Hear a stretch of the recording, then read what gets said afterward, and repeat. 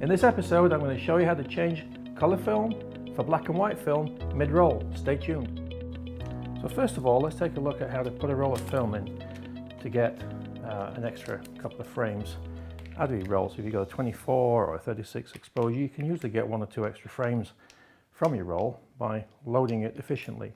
Now the secret is to just dropping the tail of your film. This one's been used several times as I've demonstrated this, just into the take-up spool. And if we just wind on until it just catches, and then close the back like so, and then wind that on until we get to number 1. Okay, and it's ready to go.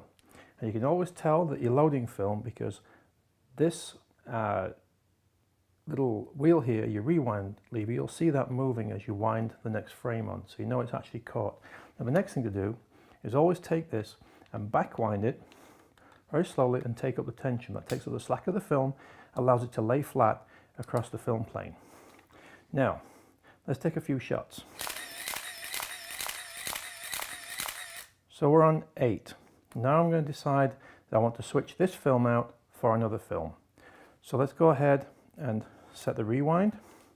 I'm going to rewind the film slowly, and you need to listen to the back of the camera, and you'll hear a little click.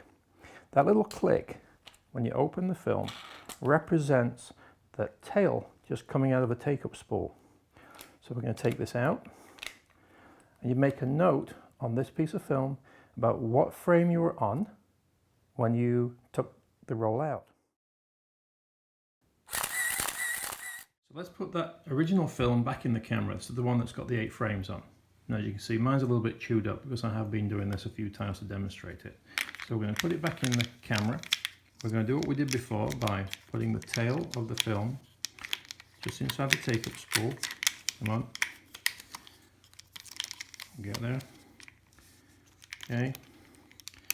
I'm going to wind that thing on, and you see it's just starting to take up. Okay, again, close the back. Now the next thing to do is make sure that you set your camera to the fastest shutter speed, in this case 1,000th of a second. You'll also notice that I changed the lens when I put this back in. That's because I don't have a lens cap for my little 50mm lens. I'm going to put a lens cap on, and now I'm going to shoot this thing to the 8th frame.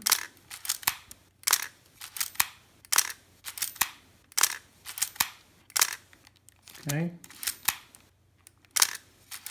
I'm on the 8th frame now, and I'm going to also shoot 1 more frame. Okay, 1 more frame. Now if you want to, you could maybe do 2 more frames. Those 2 frames are probably going to be blank, but at least you've gone beyond the last frame, which was your 8th frame. Right, so you know that it's working because this is actually turning, this is turning, okay? And now you're all set to continue. Do remember that you've got to change your ISO setting or ASA setting back on your camera from what you were using before or into your light meter. But that's pretty much it.